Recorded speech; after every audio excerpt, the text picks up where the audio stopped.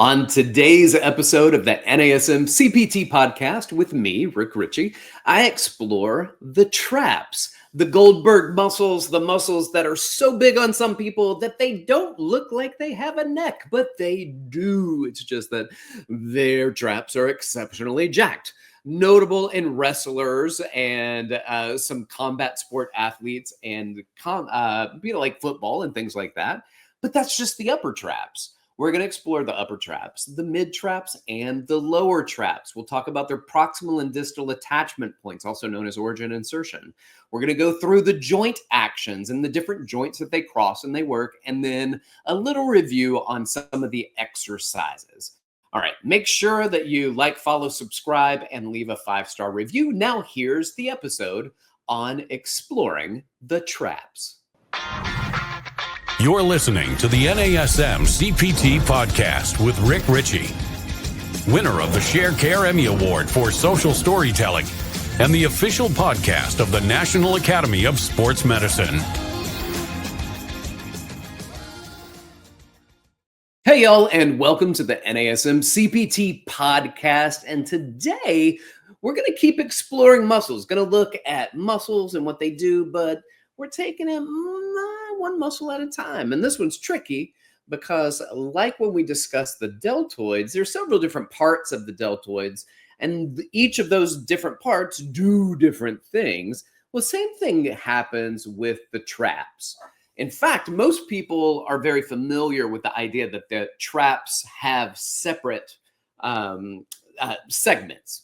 So upper traps, middle traps, lower traps, all the same muscle, but they do different things. They have different requirements. And they're different because the way that the fibers run and the way that they attach to a joint. In fact, they're different, and sometimes they do the same thing, but from a different angle. And that gets to be really confusing, but we're going to break it down today as we explore the trapezius muscle. The trapezius muscle, named that way because it is a trapezoid shape. I actually had a pet iguana. Yeah, that's true. I did. I had a pet iguana. You would never know that I had a pet lizard. You would never think that. But I had a pet iguana, and on its back, I had this really beautiful coloring around where the shoulder blades are, and I named him Trap because that sounded like a dope name, but also because that's where the pretty markings on this iguana was.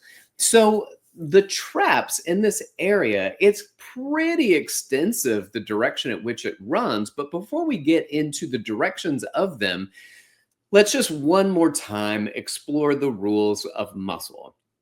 So as we explore the rules of muscles, and then we'll get into the proximal and distal attachments, the origin and insertion of the traps. Rules of muscle, they can only pull, they cannot push. Rules of muscle, number 2. There's no particular order, by the way. I'm just numbering them. Muscles only contract or relax based on the all or none principle. Muscles don't kind of contract.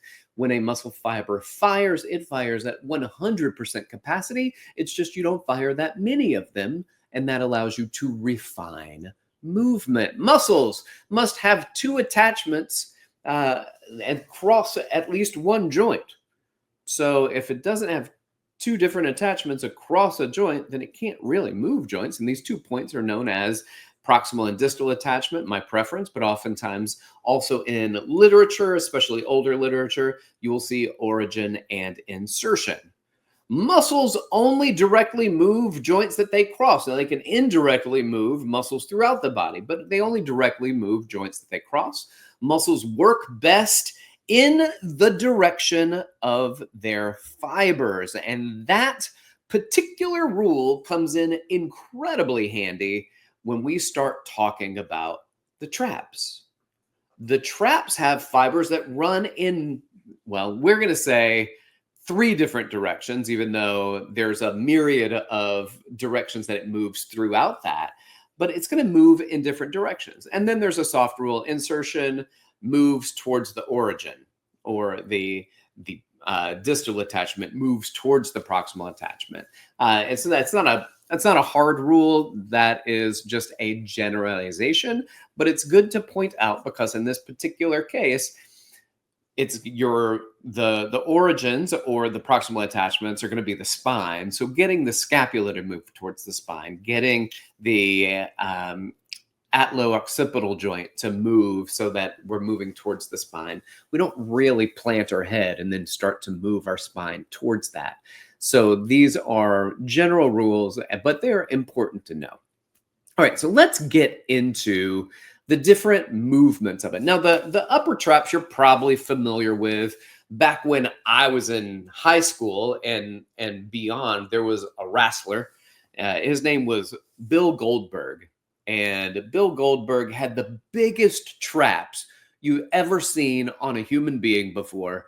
And that's what he was known for. Everybody's trying to get their Goldberg traps, these upper traps. And so people, it was like Shrug City. In fact, there's a guy at the gym where I am. His Instagram handle is Trap City or Alex Trap City or something like that. I can't remember. Anyway, he's known because of his traps. My goodness, the traps are incredible. And people who have jack traps, you gotta be honest, they just look like tanks no matter what. They hold heavy weight. Usually when you see the hex bar squats, people are doing a lot of hex bar squats or deadlifts, and they're holding the trap bar, also known as the hex bar, but the trap bar, why? Because the demands on your traps to keep your arms attached to your body, the upper traps got to hold you there. So let's get into it. Proximal attachment. The external occipital protuberance, which is that bony notch on the base of your skull. The superior nuchal line, which is kind of a ligament. The nuchal ligament. The spinous processes of 7th cervical to the 12th thoracic, and that's the entire traps. But if you're looking at just the upper traps, it's going C7 to about T1. And then sometimes you're going to see, C7 to T3, and then sometimes T4 to T1 to T4. So the 7th cervical vertebrae to the 3rd thoracic, or the 1st thoracic to the 4th thoracic vertebrae. You'll see that. Those are the mid traps. So one is the external occipital protuberance all the way down to C7. So now we've got the distal attachments, and that's going to be the lateral third of your shoulder blade here. So it all attaches to the scapula. All of these attach to the scapula. And it's very important as the scapula moves, it is moving our traps. And so our traps are moving our scapula, and it attaches to the lateral third of that. And so it is going to pull us up into a shrugged position. Because it pulls up into a shrug, we see a lot of times that people do interesting movements, and they do a lot of head nutation. They nod their head. And we're going to explain that because as people shrug and their heads go backwards. It's because that's one of the movements that the traps do, and you have to control for that because it's not a loaded movement. So pay attention to that as we get into it. All right, so now we're going to continue the middle traps. This is the C7 to T3 or T1 to T4. It is the middle traps there, and it attaches to the medial border of the scapula, and it can go all the way to the acromion process and the superior border of the spine of the scapula. So let's talk about these things. The acromion process is that bony notch at the very end of your shoulders. You follow the shoulder blade all the way out to where your deltoids are, and there's that bony shelf at the end there. That's the acromion process. Now, the superior border of the scapula is the border of the spine of the scapula, and then it goes into the scapular spine, right? So if you go to the spine of the scapula, if you reach back and you feel your shoulder blade, there's a ridge that sticks out. That's known as the spine of the scapula, and that is where the distal attachments are. So we have joint actions really specifically for lower traps, the mid traps, and the upper traps. And we'll get into those joint actions momentarily. Let's talk about the lower trap spinous process of T6 to T12. And then it attaches at the medial border of the spine of the scapula, and then the tubercle of the apex of the scapula. So that bottom edge there. All right. So basically from your spine out into your scapula, your shoulder blades, and the job for the most part is scapular movement. And we'll talk about those movements in just a moment. This episode of the NASM CPT Podcast is brought to you by NASM One, the membership for trainers and coaches. Members enjoy unlimited access to hundreds of career resources. Get the Edge app to schedule and program clients. Enjoy half off all certifications and specializations, access to free CEUs, and more. All of this for just $35 a month. Go to nasm.org/membership to learn more about NASM One. All right, y'all.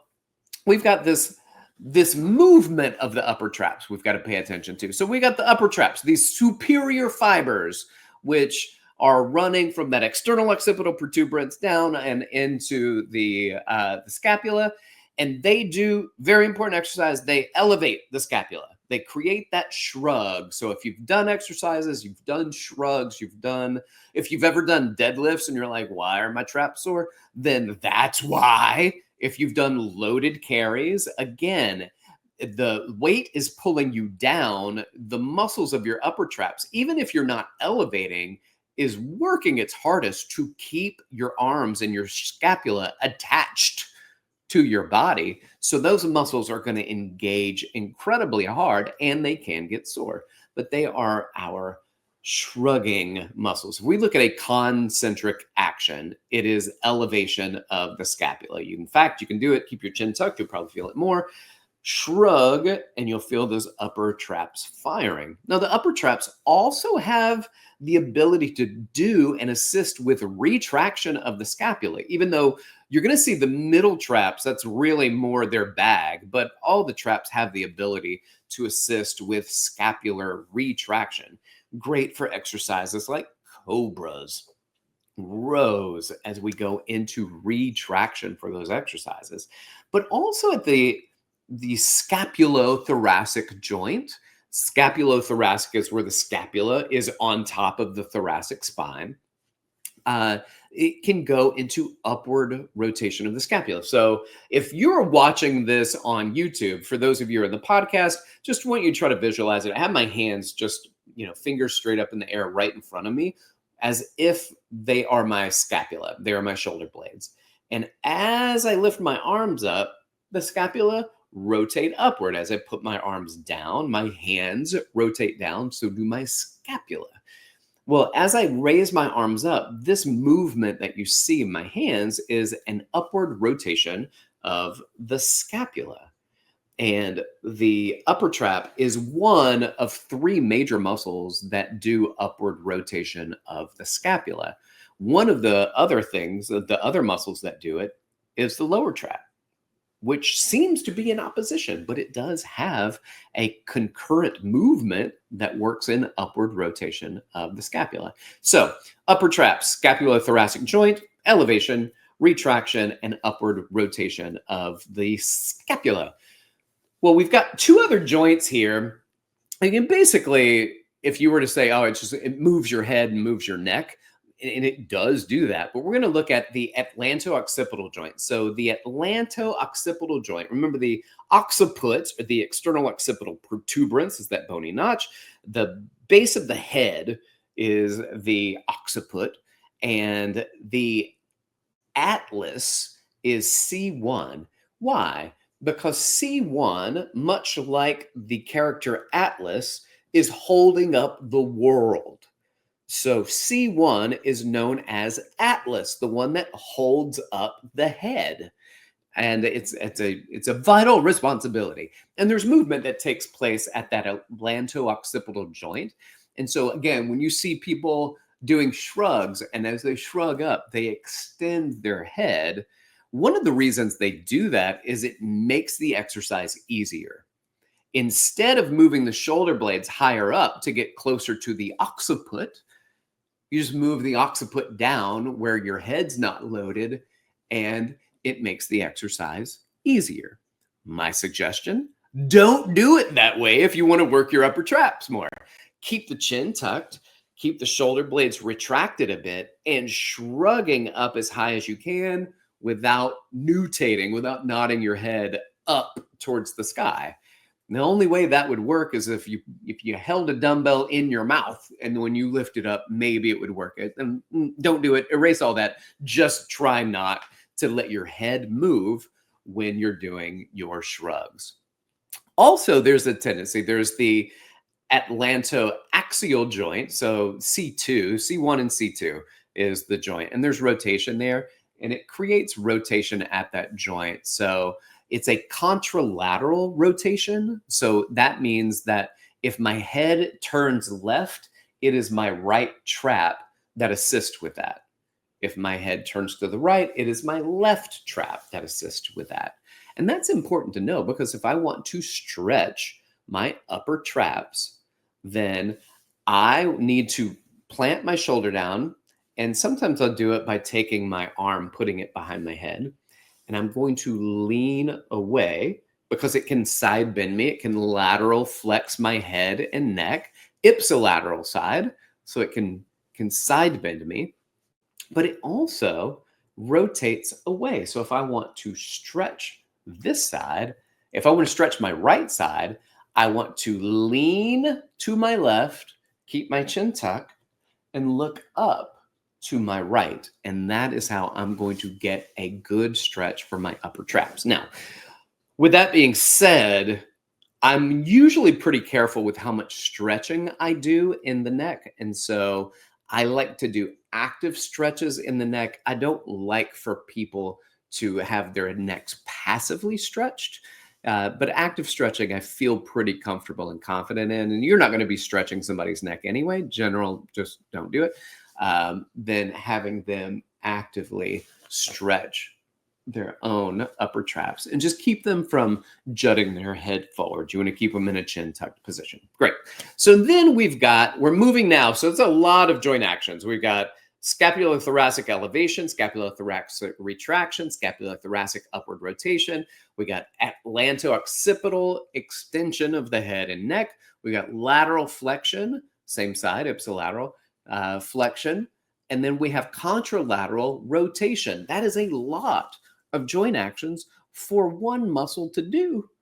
And now we move to the middle traps. The mid traps, those middle fibers at the scapulothoracic joint, are responsible for and almost only retraction. They retract the scapula. And then that's it. That's it. All we got to do for mid traps is retraction. Well, what's good exercises? Great. Yeah. So back to the cobras and the row exercises that give us active retraction. Now, there's a concern when we watch people row that people will row and shrug. That oftentimes is because the upper traps are so dominant that when we row, we shrug up, because when we try to engage the traps, our brain sometimes doesn't really know how to engage the other components of it, because we spend so much time either working the upper traps, unbeknowing working the upper traps because you're holding a lot of heavier weight, but also not focusing on retraction and depression of the scapula. And so we need to get better at our movement. And one of the cues that I give, and you hear people say, I want you to squeeze my fingers. I'll put my fingers on the spinous process and I want you to squeeze my fingers. I've heard people say, like, there's a pencil between your shoulder blades. I've heard the word hot dog between your shoulder blades. And to me, that's just exceptionally random. But if it works, it works. One of the things that I say, and for whatever reason, it does tend to help incredibly, is that I say, I want you to pull your shoulder blades back and I want to see wrinkles in the back of your shirt. And for whatever reason, the best cues are the cues that work. And I have found that to be uniformly the best cue that I can give, where people are, and they don't even see the wrinkles, but they're like, oh, wrinkles in the back of my shirt, and boom, scapular retraction. Perfect. So if that works for you and your clients, add that to the repertoire, because I find it very helpful. Now we get to the lower traps, the inferior fibers of the traps. And it can do at the scapulothoracic joint, where the scapula moves, it can do scapular depression and scapular upward rotation. It can also assist with retraction as well. It just doesn't have a strong line of pull, but it can assist with that. So here we are, scapular depression. Why is that important? Well, that's important primarily because there's a lot of shrugging going on. And, sometimes overcuing shoulders back and down can be a bit much, especially if people don't elevate and protract. So we keep cueing back and down when we have people in a neutral position. Then what we're doing is we can irritate those muscles and the surrounding tissue sometimes. Back and down is very common for the people who are elevated and protracted. And that is a good cue, back and down. But if people are already in a relatively neutral position, only cue back and down for exercises. So if you're cueing retraction, like in a row, you don't really have to focus on the depression of the scapula, just focus on the retraction. Now, if you are doing a lat pull down, now we want to focus on depression. I don't want you to do a lat pull down and be elevated at your scapula when you pull down. So I want that depression to take place when you're doing the exercise. So depression is a great exercise to practice if we get shruggy people, but also anytime that we're letting the arms go into elevation. Now, and I get this question a lot. When I do lat pull downs, should I let my shoulder blades elevate? I say yes, and it doesn't mean it's wrong if you keep depressed in the scapula when you do it, but that's a nice isometric contraction at the lower traps. And as we go into depression and you're just doing a lat pull down, it's very hard for your upward rotation to take place as ideally. So you can get a little pinchy in the shoulder sometimes, but also I like the idea that we're not just doing an isometric hold, that we're decelerating elevation with the lower traps and accelerating depression. So we're letting that muscle work through the muscle action spectrum. It doesn't mean you can't work it isometrically. It's just I would rather work it isometrically and concentrically and eccentrically. Is it wrong? No. To stay depressed, it's not wrong. It's just not how I would look at an ideal way to do a lat pull down, because I want to practice against resistance depression of the scapula. And then here's what's interesting, because the upper trap does upward rotation of the scapula and the lower trap does upward rotation of the scapula. They do the same joint action, but that's because of the way that the traps run. The upper trap goes from basically the base of the skull out to the top lateral third of my shoulder blade, my scapula. And so as it contracts, it pulls my scapula upward. Well, the lower traps run from below, but they're on the medial border above the spine of the scapula. So as they contract, it also takes me up into upward rotation. So those two muscles, along with the serratus anterior, are very good at pulling from different angles to create one joint action, which is upward rotation of the scapula. All right. Well, I hope that you found this very helpful, understanding the traps, exploring the traps, getting more information about it. Y'all, thanks for listening. Like, subscribe, and share with your fitness friends and family. Leave a review. That's very helpful. Also, if you want to reach out to me, you can do so by hitting me up. You can do that on Instagram at dr.rickrichey or email me, rick.richey@nasm.org. Thanks for listening. You'll keep inspiring people to fitness. This has been the NASM CPT Podcast.